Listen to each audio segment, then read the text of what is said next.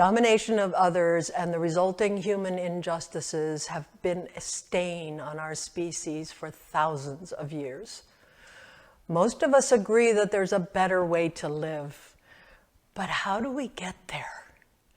The range of life experiences of my guest today make him uniquely qualified to address this challenging question. He provides a distinctive perspective on hate groups, white supremacy, reconciliation, and peace building.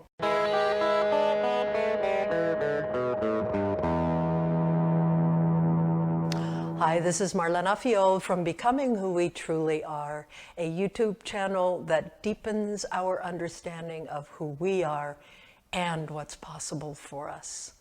If you find value in this video, please give it a thumbs up or click the subscribe button on your screen. It makes a big difference.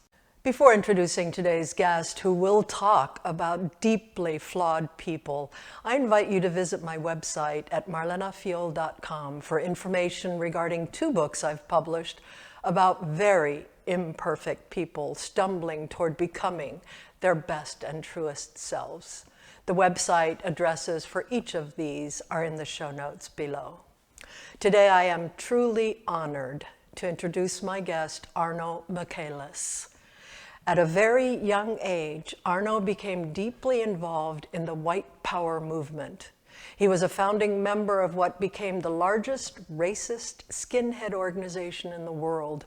He was a reverend in a self-declared racial holy war, and he was the lead singer of the race metal band Centurion, which sold over 20,000 CDs to racists around the world. No, don't click us off, wait. Now, fast forward. Today, Arno is a public speaker and he's author of My Life After Hate.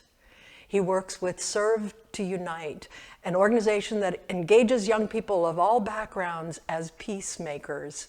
His latest book with Pardeep Singh Kaleka is The Gift of Our Wounds. A Sikh and a former white supremacist find forgiveness after hate. Among other questions, I ask Arno, what does it really mean to forgive? Arno's journey makes him so well suited to address this and other questions about injustice, forgiveness, and reconciliation. At the end of this brief interview clip, we'll provide additional recommendations of informative programs on racial injustice and the power of forgiveness. Arno, welcome. It's so good to have you on the show. Oh, it's my pleasure, Marlena. Thank you. Arno, I'd like to begin our conversation by asking you to briefly describe your youth and your increasing involvement in the white power movement.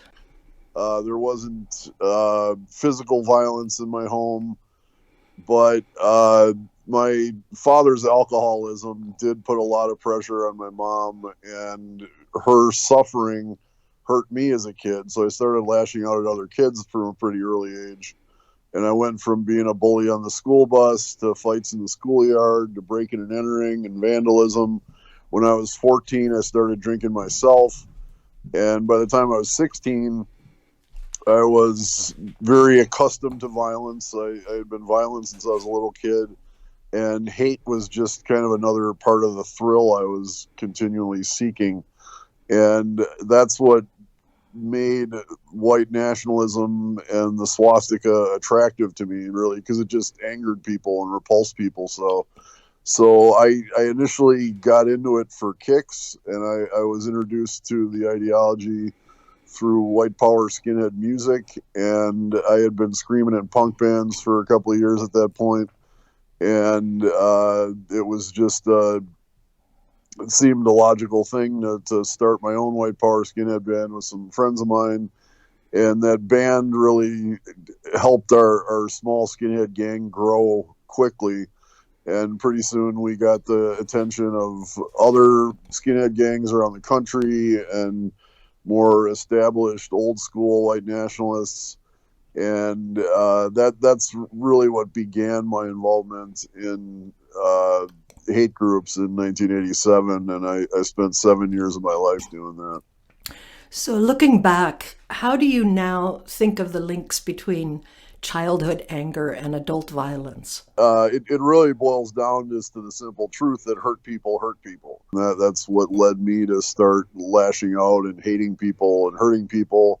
Yeah, you say hurt people, and your father was a hurt person who hurt you, but you write that memories of all of that hurt, and I quote, must be met with compassion, not just for me, but for my dad. As we've both grown older and wiser, my relationship with my dad has turned into one of the most rewarding of my life. This is so similar to how I describe my relationship with my father. We also grew older and wiser, but I think probably most important, we became less defended and more vulnerable, which allowed us to heal our relationship. So besides growing older, how do you explain the transition in your relationship with your dad to becoming one of the most rewarding in your life? Well, I think you nailed it with vulnerability. That's really important to move past that fear of showing your honest, authentic self, especially when that honest, authentic self is hurting. Let's take a little bit further the notion of fear and vulnerability. You write about your years in the white power movement, and I quote, "My hard shell covered up the insecurity and fear I felt inside." Would you say that this is the basis for much of the violence in the world today, the hard shell behind which we hide the fear that's inside? I would say it's the basis for all the violence in the world. Honestly, I think it's very simple that if you have a sense of inner peace and you have a genuine love for yourself, then that very logically and just elementary transfers to your relationship with the world. But if you don't have a sense of inner peace and you don't have a genuine love for yourself, that's when that fear and insecurity is something that you feel you can't reveal, and you end up expending all sorts of energy to hide those fears and insecurities. So, Arno, you talk about alcoholism and extremism as having sort of similar roots. Can you say more about that? One is the similarity between violent extremist ideologies and addiction in the sense of substance abuse. To the point where an org I'm working with now, Parents for Peace, is actually actively creating a 12-step program to help people get over hate ideologies. So if you don't want to face your fears and vulnerabilities, you can numb it with alcohol or drugs or whatever kind of substance you're abusing, and or numb it with violent extremist ideologies. I'd be hard pressed. I could probably count on one hand the number of white nationalists I've encountered who weren't like raging alcoholics or even methamphetamine addicts or had some sort of like very serious substance abuse issue co-presenting with their violent extremist ideology.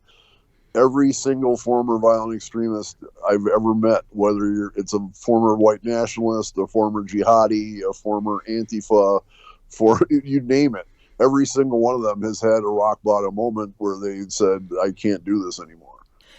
So 10 years ago, you turned your life around in quite an incredible way. Can you briefly describe for our listeners the motivations that had you do this dramatic shift? The simple answer as to how I left the hate group was exhaustion. It was exhausting on so many levels to live that way. From the get-go, as I mentioned earlier, I knew what I was doing was wrong. So I'm constantly suppressing this knowledge of my inner wrongness with alcohol, with violence, with white power skinhead music, surrounding myself by other angry white kids, and just like cordoning myself off in every aspect from the rest of society so that I could maintain this very fragile, violent extremist ideology. That was exhausting. What was most exhausting was when people I claimed to hate treated me with kindness. And I was very Yes. fortunate that that happened many times during the 7-year period I was in hate groups. And it eventually brought me to a point where I was looking for an excuse to leave. See something, say something. That's your motto when it comes to prejudice. And based on your experience, how can we become more aware of ongoing racial injustice so that we actually do see something and then say something? I think what's essential to get to that point is that, and this goes for all human beings, it's not just white people, is that we all need to see ourselves in others, and we need to see others in ourselves. And so that needs to be the foundational practice of all human beings to work towards a society where all people are valued and included. That it's easy to see yourself in somebody who looks like you, who worships like you, smells like you, dresses like you, and has the same background that you do. And when you're in an immigrant community from Punjab in the United States, like, you're literally surrounded by those people. But it's more difficult to look outside of your insular community and really make an intentional practice of seeing yourself in the people who don't look like you and don't worship like you. So I think what's important is to listen, and to listen without judgment. And as you're doing that, be ready for discomfort. Be ready to hear things that might hurt or might challenge you, and remind yourself that the more often we get outside of our comfort zones, the larger our comfort zones ultimately become. And it helps us individually, but it also helps the people that we listen to. Arno, how do you define forgiveness? I have adopted that idea that forgiveness is vengeance. And for me, my self-forgiveness is my vengeance against white nationalism. For a time before I went public with my story, I hated myself worse than I ever hated anybody else for the harm that I had done and the people that I had hurt. Spending all this energy hating myself, it's going to diminish my capacity to help people. And so rather than allow that to happen, I'm going to forgive myself with vengeance against hate and against fear and ignorance. Yeah. So our listeners may be thinking, well, how can we really forgive heinous acts of racial wounding, let go of our desire for revenge, and at the same time hold perpetrators accountable for what they've done? How do you put this together? Well, a huge mistake people make about forgiveness far too often is this idea where it means everything's fine. Like, it means like, oh, it's okay. It doesn't matter that this guy murdered my dad and 5 other people. That's no big deal. That's not what it means at all. What it means is that you are no longer letting that murderer control your life and control how you act and how you think. When I was a skinhead, I wanted people to not just hate me, I wanted them to swing at me. Like, I wanted people to fight me. And when they did, they were literally putty in my hands. But when very brave people, like a Jewish boss, a lesbian supervisor, Black and Latino coworkers, said, no, I'm not going to let you make the rules of our engagement. I'm going to make the rules. And the rules are, this is how a human being should treat another human being. That was not weakness. It was not capitulation. That was power. Yeah. And that's what people need to understand, is that forgiveness, kindness, compassion is living and operating from a place of power. It is not capitulation. It's not letting anybody get away with anything. Yeah.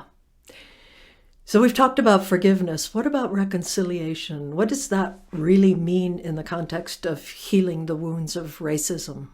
If you truly want reconciliation, you have to say, look, I'm willing to suspend my need to be right in this conversation. And going back to what we were talking about earlier, you need to listen, and you need to do so without judgment. It's a very difficult process to reconcile any kind of wound. And I think we need to ask ourselves, do we want to continue a domination-based society and just like switch places of who's dominating who, or do we want to have a society where everybody is valued and included?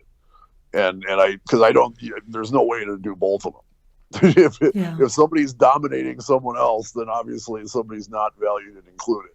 So to move away from this domination-based model that unfortunately has been the way human beings have lived for 200,000 years. This isn't just something cooked up by white supremacy 500 years ago. This is the human condition. Arno, if there were one last thing you'd like our listeners to hear, what would it be? Well, when people ask me to say smart things, my go-to line is that as human beings, we find what we look for in life, so be very mindful of what you seek. Today, I make a decision to seek reasons to have faith in humanity and to be grateful for my existence and the existence of everyone around me. And I find that everywhere I look. And every single human being on the planet has the power to do that. Don't leave it on the table.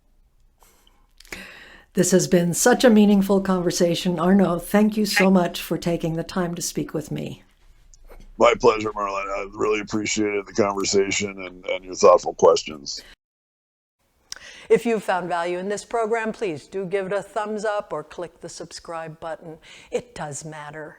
And if you'd like to listen to my full hour-long program with Arno Michaelis, the web address is in the show notes below. In addition, just so you know, I'll be posting a new episode of this YouTube show each Tuesday at 6 a.m. Eastern Time. Also, please post any comments or questions you might have for me. I am interested and I'll respond promptly. For example, I'd love to know what it means to you to forgive people who've abused you in the past. For those of you who are deeply engaged in your own quest to becoming who you truly are, I just want to say that my path may not be the best for you. It's been a way that I have found increasing peace in my life, but it's really important that only you can decide what path best fits your needs. For further information on injustice, forgiveness, reconciliation, we recommend the following resources. A TEDx presentation by Megan Ming Francis inviting us to get to the root of racial injustice, and a TEDx presentation by Sammy Rangel on the power of forgiveness. And finally, for a look at my own journey from brokenness toward becoming my truer self, we recommend my memoir, Nothing Bad Between Us, as well as our new historical novel, Called. The web addresses of each of these are in the show notes. And remember, we are together on this journey.